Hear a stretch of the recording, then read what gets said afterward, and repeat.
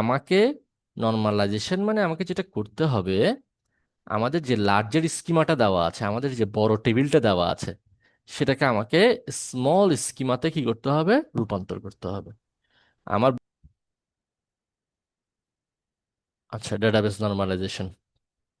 তাহলে আমাদের database normalisation normalisation হচ্ছে কি, এমন একটা প্রক্রিয়া যেটার মাধ্যমে ডেটাবেসে ডাটাগুলোকে সঠিকভাবে সংগঠিত করা হয়, যাতে অতিরিক্ত বা পুনরাবৃত্তি ডাটা, অর্থাৎ ডাটা রিডান্ডেন্সি যাতে কমানো যায়। একই ডাটা যাতে বারবার না আসে, ডাটা রিডান্ডেন্সি যাতে কমানো যায়।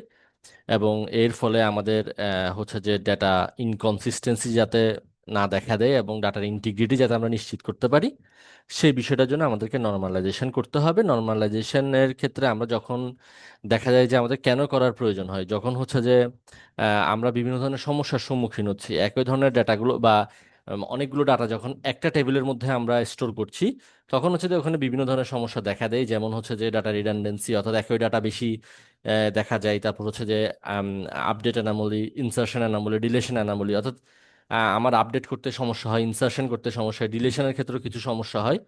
তো এই নর্মালাইজেশন না করলে আমার এই ধরনের প্রবলেমগুলো থাকবেই। তো সেক্ষেত্রে এই ধরনের প্রবলেমগুলো যাতে না হয়, সেজন্য আমাদেরকে কি করতে হবে, ডেটাবেস নর্মালাইজেশন করতে হবে। এটার জন্য বিভিন্ন স্তরগুলো আছে, যেমন first normal form, second normal form, third normal form, তারপর হচ্ছে বিসিএনএফ, বিভিন্ন স্তরগুলো আছে। তো এখান থেকে আসলে খুব কমন টপিক থেকে কমন কোশ্চেন আসে। ডেটাবেস নর্মালাইজেশন থেকে খুব আহামরি প্রশ্ন, কঠিন প্রশ্ন আসে না। আপনি যখন থিওরিতে পরীক্ষা দিতে যাবেন, মানে নিবন্ধনের ক্ষেত্রেও ঠিক আছে, ব্যাংকের ক্ষেত্রে হয়তো ফার্স্ট নর্মাল ফর্ম বা সেকেন্ড নর্মাল ফর্ম এগুলো সম্পর্কে একটু বিস্তারিত জানতে চাই, কিন্তু এমসিকিউতে আসলে খুব কমন প্রশ্ন আসে। বেশিরভাগ যে প্রশ্নটা আসে সেটা হচ্ছে যে ডেটা রিডান্ডেন্সি কমাতে আমরা বেসিক্যালি কি ব্যবহার করি, ডেটাবেস নর্মালাইজেশন। এবার বিসিএসও কিন্তু মনে হয় একটা প্রশ্ন আসছে এইভাবেই। তো আমরা এগুলোকে একটু সংক্ষিপ্তভাবে, ছোটখাটোভাবে জিনিসগুলোকে একটু আলোচনা করার চেষ্টা করছি।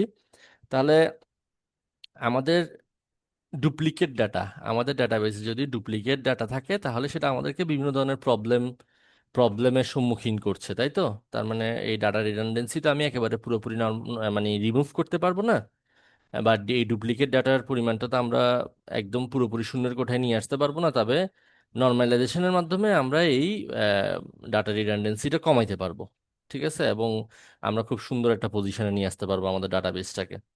তো সেক্ষেত্রে আমরা প্রথমে একটা ডাটা টেবিল দেখি আসলে সমস্যাগুলো কখন হচ্ছে। ধরেন আমি একটা স্টুডেন্ট টেবিল তৈরি করলাম, এখানে আমি বিভিন্ন স্টুডেন্টের তথ্যগুলোকে রাখবো।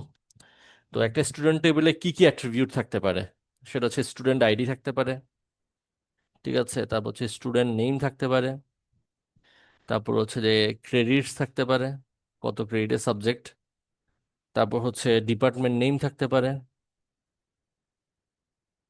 ডিপার্টমেন্ট নেম থাকতে পারে, বিল্ডিং থাকতে পারে, তারপর ধরেন আর কি থাকতে পারে, রুম নাম্বার থাকতে পারে। আমি একটু বড় একটা টেবিল নিয়ে কাজ করছি।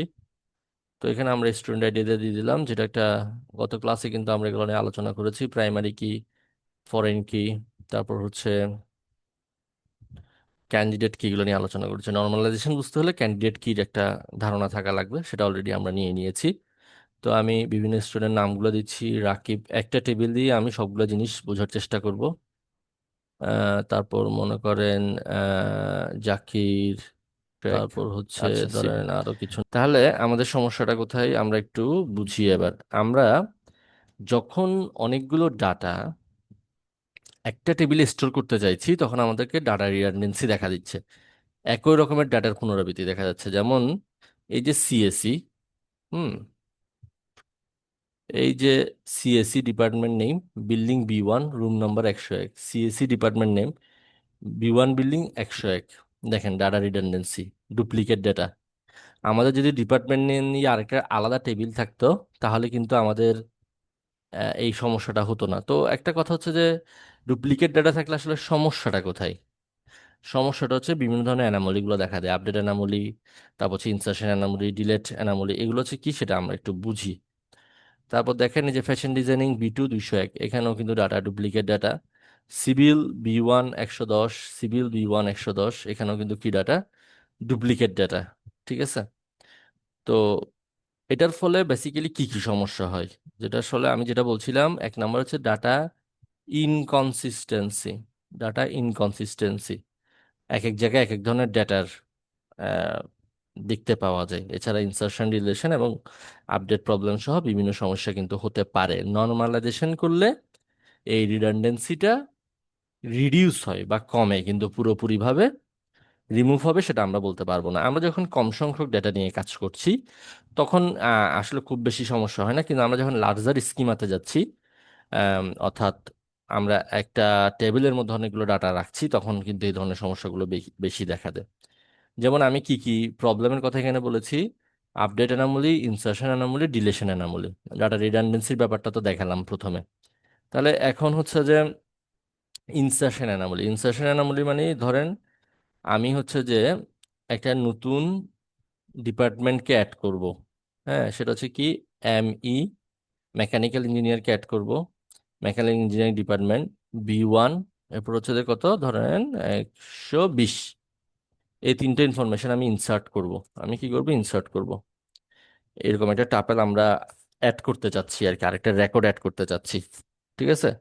তো এখন এখানে কিন্তু আমি শুধুমাত্র B1 বা 120 ইনসার্ট করলে ইনসার্ট করতে পারবো না, বা এটা দিয়ে একটা টাপেল বানাতে পারবো না, কারণ এখানে আপনাকে স্টুডেন্ট আইডিও দিতে হবে, স্টুডেন্ট নেমও দিতে হবে, ক্রেডিটও দিতে হবে।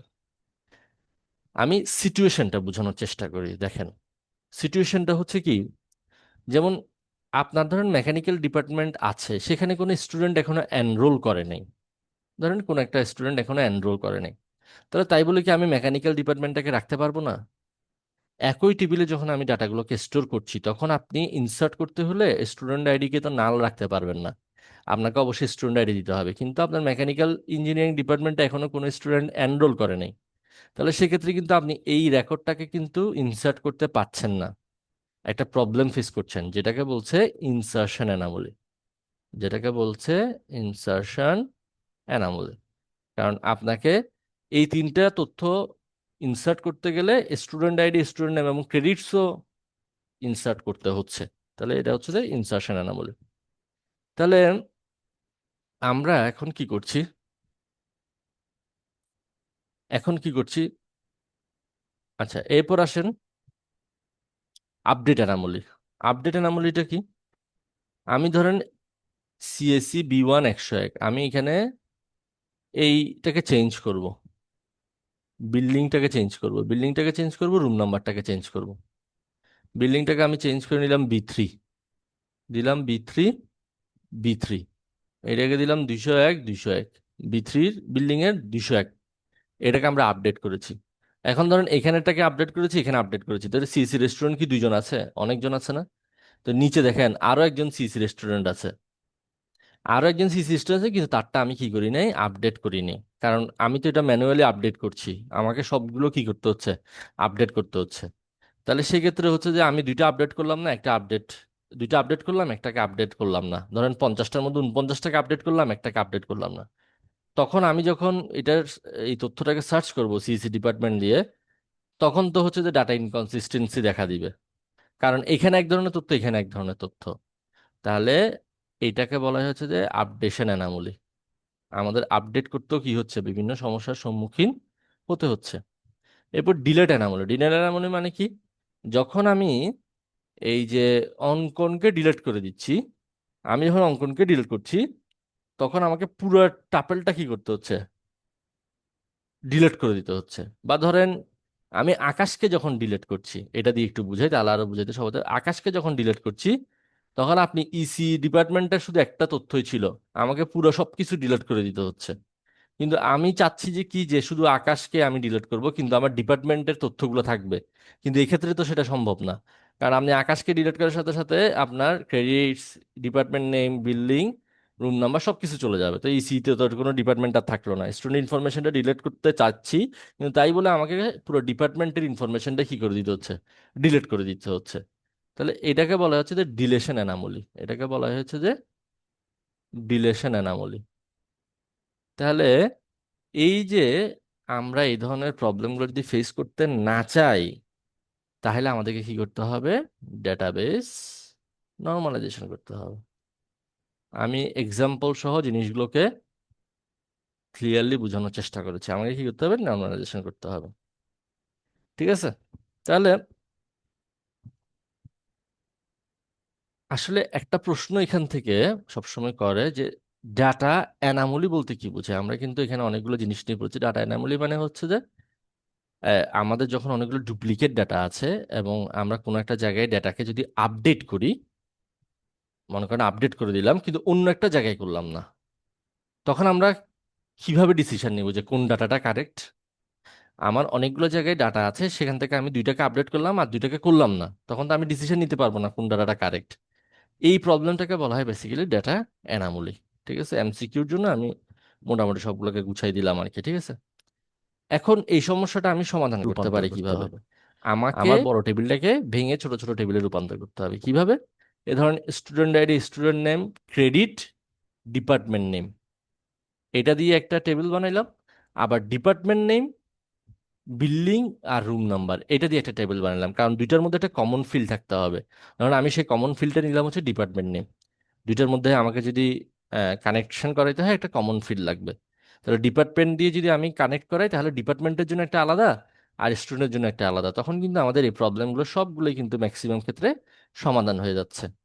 ধরেন তখন ডিপার্টমেন্টের নেম আলাদা থাকলে, আপনি মনে করেন ডিপার্টমেন্ট নেম দিয়ে যদি আলাদা করেন, তাহলে আপনি যখন ডিপার্টমেন্টের ইনফরমেশনটা চেঞ্জ করতে চাচ্ছেন, এইখানে যখন চেঞ্জ করে দিবেন অটোমেটিকলি সব জায়গায় কি হয়ে যাবে, চেঞ্জ হয়ে যাবে।